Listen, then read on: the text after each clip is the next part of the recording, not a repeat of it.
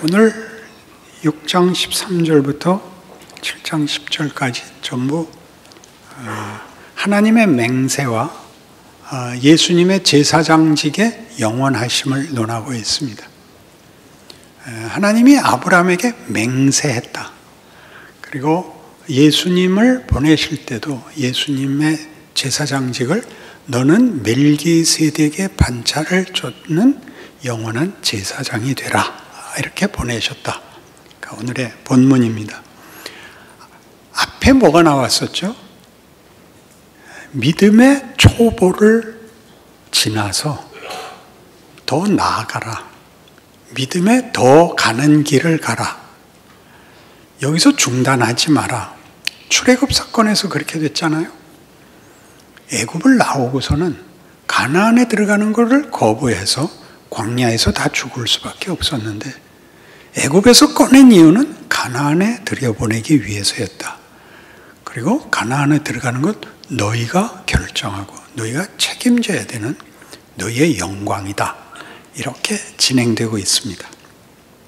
아브라함에게 도대체 어떻게 맹세했는지 우리 잘 아는 내가 네게 복을 주어 네 이름을 창대케 하리니 너는 복의 근원이 될지라. 너를 축복하는 자에게는 내가 복을 내리고 너를 저주하는 자에게는 내가 저주하리니 모든 족속이 너를 인하여 복을 얻을 것이니라. 이게 시작입니다. 창세기 12장입니다. 이 인용된 맹세는 창세기 22장입니다. 찾아가 볼까요? 창세기 12장과 22장 사이에는 어느 만큼의 거리가 있을까요? 창세기 12장은 이제 하나님께서 그를 본 고향 갈대아 우르에서 꺼내서 가나안으로 부르신 초반에 하신 말씀이죠. 그리고 이 약속은 15장에서도 나오고 17장에서도 반복적으로 나옵니다. 그리고 마침내 22장에 오늘 히브리서 6장이 인용한 사건이 나오는데 그것은 이삭을 바치는 사건입니다. 이삭을 바치고 이삭을 잡으려는 아브라함을 사자가 내려와 막고 그리고 여호와께서 이 약속을 주십니다. 15절입니다. 22장 15절.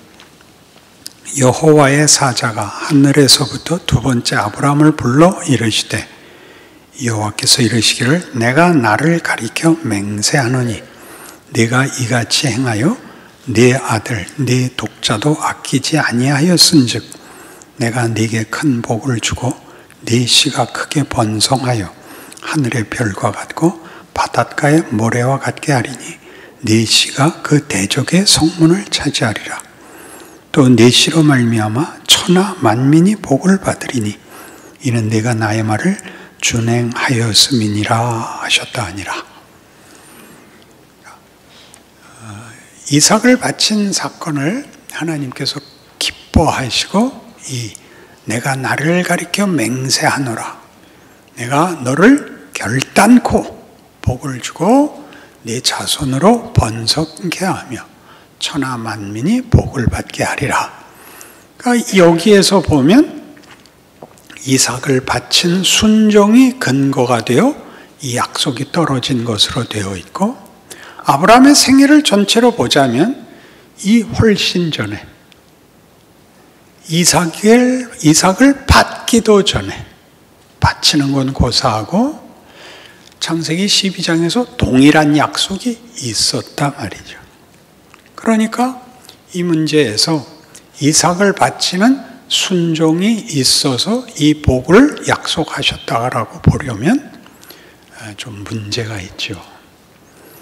이삭을 바친 아브라함의 행위가 위대한 것은 사실이지만 아브라함의 생애에서 보는 하나님의 약속은 이 순종이 있기 전에 이미 허락된 약속 12장, 15장, 17장에 걸친 15장에서는 재물을 놓고 횃불로 그 쪼갠 사이를 지나면서 하신 약속, 어길 수 없는 약속, 17장에서 이름을 바꿔준 약속. 거기에서도 동일한 약속. 나는 네 하나님이 되고 너는 내 백성이 되고 네 후손이 다 번성하여 열국에 네가 아비가 될 것이라는 동일한 약속입니다. 그러면 이 이삭을 바친 사건은 하나의 순종의 행위로서 하나님의 복을 받아낸 조건과 어떤 자격으로 서 있기보다 성경이 하고 싶은 건 더 있는 것 같습니다. 아브라함이 이삭을 바침으로 말미암아 하나님께 복을 받았다는 얘기를 하려고 하는 것이 아니라 오늘의 본문은 강조점이 하나님이 아브라함에게 약속하시고 약속을 지키기 위하여 맹세하셨다. 아브라함은 모든 믿는 자의 조상이다. 여기를 강조하고 있죠. 그 아브라함이 하나님이 자신을 가리켜 맹세하면서 복을 주기로 한 것은 근거가 무엇이었느냐? 그러면 이삭을 바친 것이었다. 이렇게는 너무 쉽게 가는 겁니다. 로마서 4장에 가면 아브라함의 믿음에 대한 로마서의 이해는 우리를 좀 더 깊은 데로 인도합니다. 13절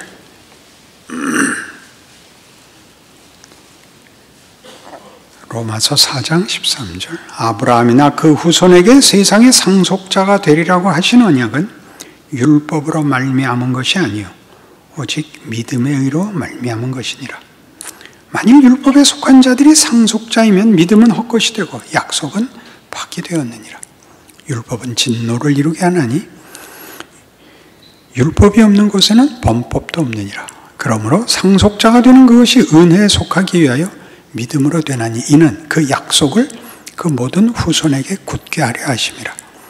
율법에 속한 자에게 뿐만 아니라 아브라함의 믿음에 속한 자에게도 그러하니 아브라함은 우리 모든 사람의 조상이라.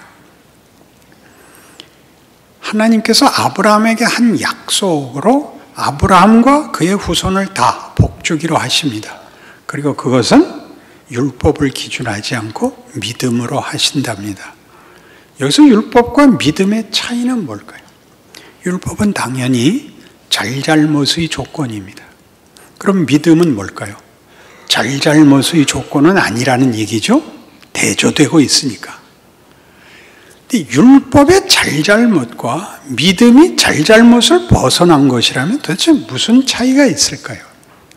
분명히 은혜에 속한 것이고 우리가 아는 인과응보는 벗어난 것일 것입니다. 인과응보라는 잣대를 벗어나서 잘잘못이라는 기준이 없어진 거라면 우리는 제멋대로밖에 남는 게 없는데 제멋대로라는 건 분명히 율법만도 못한 거죠. 잘잘못의 기준만도 못한 거죠. 제멋대로라는 건. 도대체 믿음은 율법과 무슨 대조를 이루고 있을까요? 율법도 하나님이 주신 것입니다. 믿음은 율법보다 더 좋은 방책으로 주신 것이죠. 율법은 잘못하지 않는 것입니다. 율법은 잘하게 하는 것은 없습니다. 율법은 잘못하지 못하게 하는 것입니다. 그럼 이제 대조가 나왔죠. 믿음은 잘하게 하는 것입니다. 우리는 이 잘하게 하는 것을 잘 모릅니다. 잘못하지 않는, 잘하는 것은 못 만드는 율법에서 잘하는 것을 만드는 것으로 아브라함을 붙잡은 것입니다. 아브라함이 잘했느냐 잘못했느냐를 잘못하지 않은 것으로 붙잡고 있는 것이 아니라 이제 잘하는 것으로 붙잡는 것입니다. 그게 어떻게 나타나죠? 아브라함을 불러서 하나님이 그의 생애를 함께 하시면서 뭘 주시느냐 하면 아브라함이 할 수 없는 걸 주십니다. 첫 번째 사건은 이삭을 낳는 것입니다. 이삭은 어떻게 얻었죠? 그는 나이가 들어서 더 이상 애를 낳을 수가 없을 때 받습니다. 성경에서는 없는 것을 있는 것 같이 부르신 것으로 되어 있습니다. 이것은 애를 잘 키우고 못 키우고가 아니라 만들 수 없는 것을 만든, 잘하는 것이 가장 중요한 그의 인생에서의 증거가 됐습니다. 이제 한 걸음 더 갑니다. 그 이삭을 바치랍니다. 이건 감당하기 어려웠을 것입니다. 근데 어떻게 감당했죠?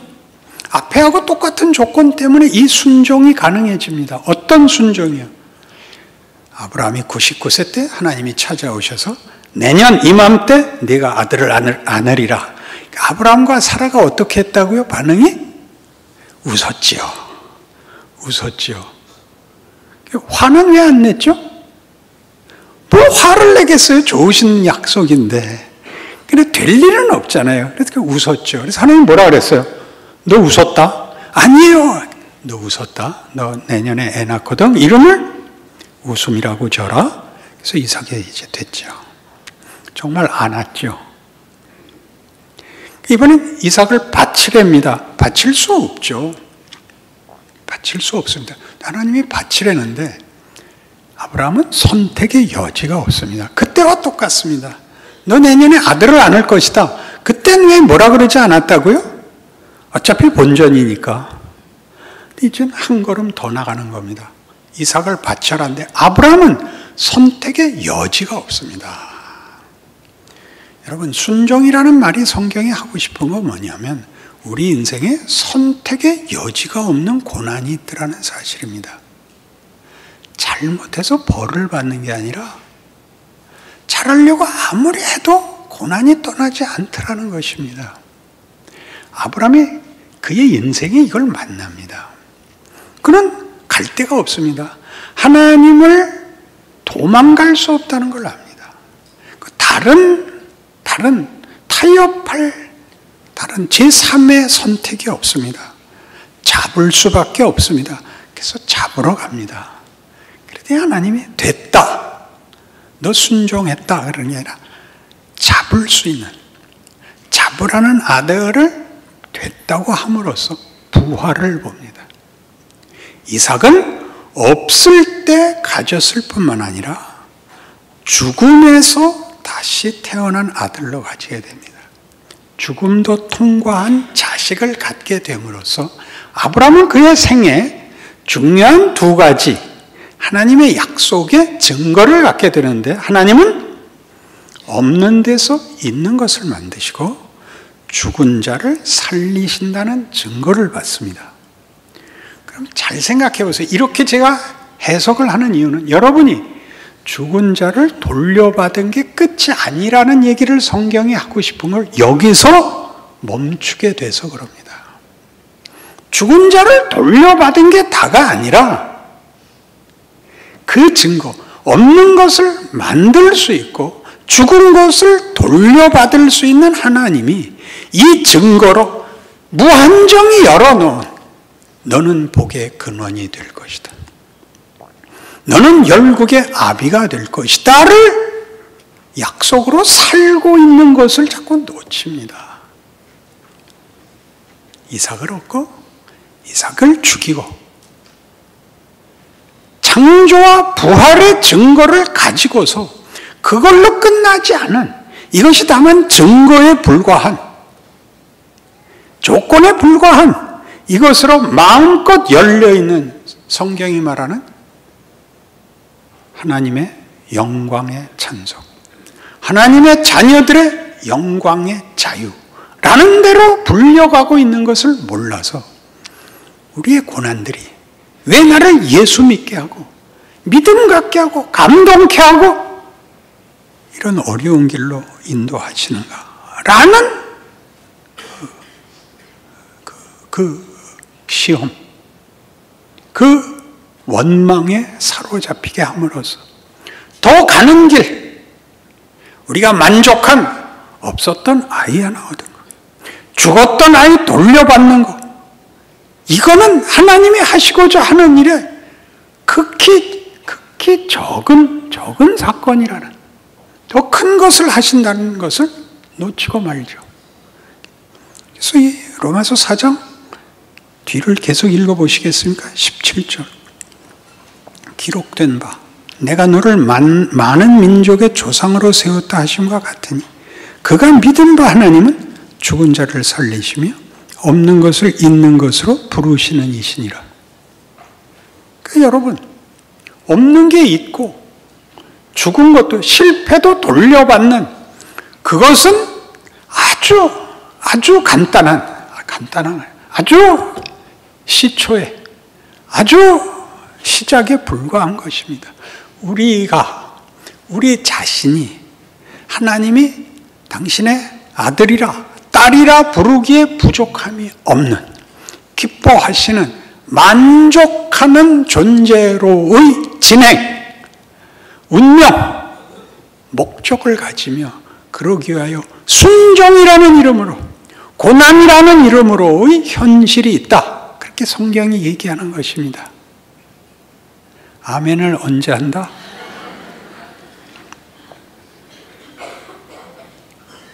히브리서 2장에 가면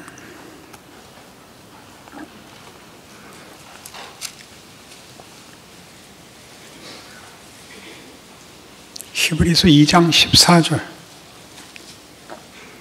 자녀들은 혈과 육에 속하였으며 그도 또한 같은 모양으로 혈과 육을 함께 지니침은 죽음을 통하여 죽음의 세력을 잡은 자 곧 마귀를 멸하시며 또 죽기를 무서워함으로 한평생 매여 종노릇하는 모든 자들을 놓아주려 하심이니 이는 확실히 천사들을 붙들어 주려 하심이 아니요 오직 아브라함의 자손들을 붙들어 주려 하심이니라. 그러므로 그가 범사에 형제들과 같이 되심이 마땅하도다. 이는 하나님의 일에 자비하고 신실한 대제사장이 되어 백성의 죄를 속량하려 하심이라. 그가 시험을 받아 고난을 당하였은즉 시험받는 자들을 능히 도우실 수 있느니라. 하나님을 돕고 있는 거예요. 그런데 고난이란 말이죠. 이게 우리가 만족스럽지 않은 거죠. 이게 고난인 것은 하나님이 우리를 만드는 이 방법이 진지한 방법이기 때문인 겁니다. 값싼 것이 아니라는 증거이죠. 우리를 구원하심에도 그 아들을 보내어 그 아들을 십자가에 매다신 그 하나님이 그의 부활에 보이신 증거로 우리가 다시 부활하여 천국에 가는, 이렇게 간단히 얘기해 버릴 수 없는 무언가 더 굉장한 것을 만들기 위하여 역사가 이어지고 있고 우리 인생이 있고 오늘의 한숨과 오늘의 고민이 있다고 얘기를 하고, 그거 하나님이 하늘 보좌 옆에 앉으신 우리를 위하여 죽고 부활하신 예수가 편을 들고 있다 라고 얘기하는 것이 기독교죠. 그러니 다시 한번 고난과 순종이라는 걸 다시 생각해 보세요. 그가 아들이시라도 받으신 고난으로 순종함을 배워서 온전하게 되셨다.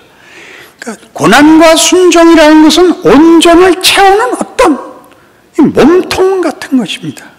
다만 시험지가 아니라, 다만 한 번에 무슨 도전, 위협이 아니라 그것이 우리의 본질을, 내용을, 위대한 것을 만드는 방법이라고 성경은 얘기하죠. 겟세마네 동산을 생각해 보세요. 아버지여, 할만하시거든 이 잔을 내게서 치워주시옵소서. 더 가자. 그래서 예수님께서 차마 갈 수 없는 길을 감으로써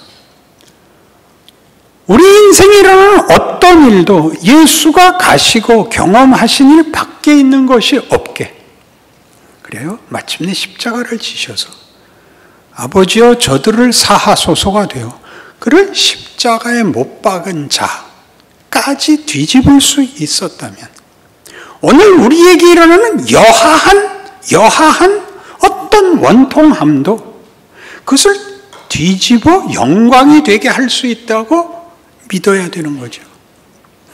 거꾸로 그것이 하나님이 우리 안에 채우시려고 하는 내용을 채우는 방법이라는 거죠. 창조의 하나님, 부활의 하나님이시니까 우리에게 일어난 일 중에 우리를 손해보게 하는 것은 없다라고 선언하는 것이 성경이 하는 얘기고, 현실에서 경험하는 것이죠. 어찌 이런 창피한 일을, 이런 말도 안 되는 일을 뒤집을 수 있단 말인가? 뒤집을 수 있습니다.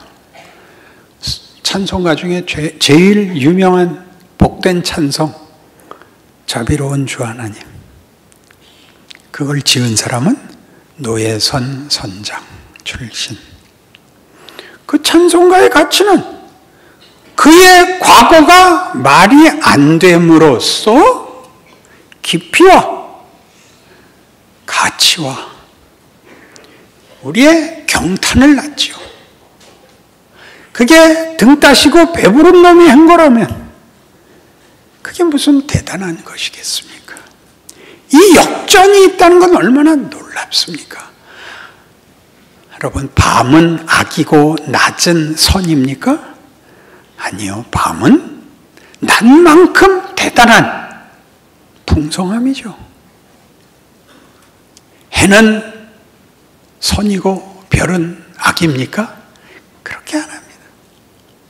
그것은 다 하나님의 창조고 하나님이 당신의 영광을 담으신 것이고 그렇게 함으로써 그 영광은 깊고 높고 놀랍고 찬송을 불러내지 않습니까? 하나님이 우리 인생에 그렇게 간섭하고 있다고, 우리를 그렇게 부르고 있다고, 너 핍박을 당하지만 지지 마라 이렇게 응원하시는 것이 아니라 이 핍박이 일을 한다 라고 얘기함으로써 아브라함이 이삭을 데리고 나가는 그 모든 눈물과 한탄과 절망이 결국 하나님을 알고 한 인간에게 채우려는 하나님의 뜻에 대하여 그를 얼마나 깊이 있게 만들었을 거라고 생각하느냐, 이렇게 되짚어 우리를 가르치는 것이 지금 히브리서가 고난받는 성들에게 주는 위로이지요.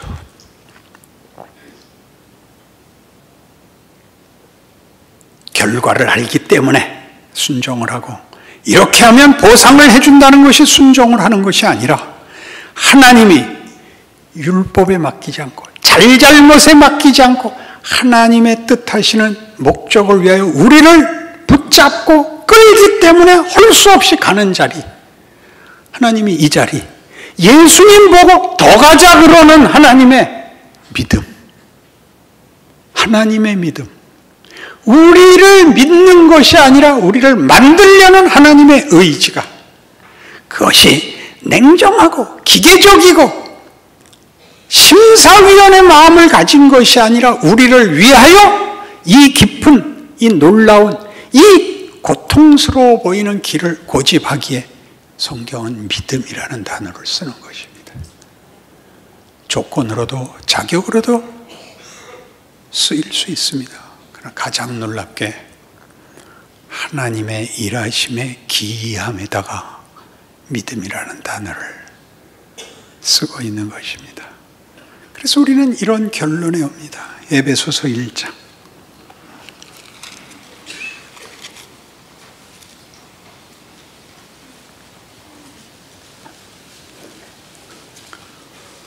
우리는 3절에서 6절을 외우기로 했었습니다. 기억나십니까? 찬송하리로다 하나님 곧 우리 주 예수 그리스도의 아버지께서 그리스도 안에서 하늘에 속한 모든 신령한 복을 우리에게 주시되 곧 창세전에 그리스도 안에서 우리를 택하사 우리로 사랑 안에서 그 앞에 거룩하고 온전하게 하시려고 흠이 없게 하시려고 그 기쁘신 뜻대로 우리를 예정하사 예수 그리스도로 말미암아 그의 자녀들이 되게 하셨으니 이는 그의 사랑하시는 자 안에서 우리에게 거저 주시는 바 그의 은혜의 영광을 찬송하게 하려는 것이니라. 기억나시죠? 이렇게 한 번으로 끝나지 않아요. 이게 너무 중요해서 11절. 모든 일을 그의 뜻의 결정대로 일하시는 이의 계획을 따라 우리가 예정을 입어 그 안에서 기업이 되었으니 이는 우리가 그리스도 안에서 전부터 바라던 그의 영광의 찬송이 되게 하려 하심이라. 그 안에서 너희도 진리의 말씀 곧 너희의 구원의 복음을 듣고 그 안에서 또한 믿어 약속의 성령으로 인치심을 받았으니 이는 우리 기업의 보증이 되사 그 얻으신 것을 속량하시고 그의 영광을 찬송하게 하려 하심이라. 성령이 우리를 붙잡고 이 약속을 이루신답니다. 근데 이 성령이 뭘 하시죠? 붙잡고 계시지 해결하시지 않는다 말입니다. 좀 필요할 때마다 나타나셔서 화끈하게 방언을 주시든지 어떻게 들었다 놨다 한번 해주시지 않고 침묵하고 있는지 없는지 모르게 숨어 계시지 않습니까? 그리고 어디로 떠밀고 있는 거예요? 하나님 맙소서 아니에요. 왜 이런 고난을 제가 겪어야 됩니까? 성령이 그 길 가자 그러신다는 겁니다. 우리가 걷는 길의 신비는 예수께서 걸으신 길의 신비와 같이 원치 않은 신길을 아버지께서 고집하여 걷게 하신 순종, 고난 이런 단어들이 나오는 것은 잘잘못의 문제를 상회하는 길을 잘잘못이야 누가 모르겠습니까? 그런 선택의 문제가 아닌 길을 하나님이 우리에게 요구하셔서 우리 인생을 내가 예수도 믿고 소원도 있고 마음의 준비도 되어 있는데 이해할 수 없는 길을 걸어야 한다는데 우리 예수 믿는 사람들의 고통이 있습니다. 성경은 그게 정상적인 길이라고 가르칩니다.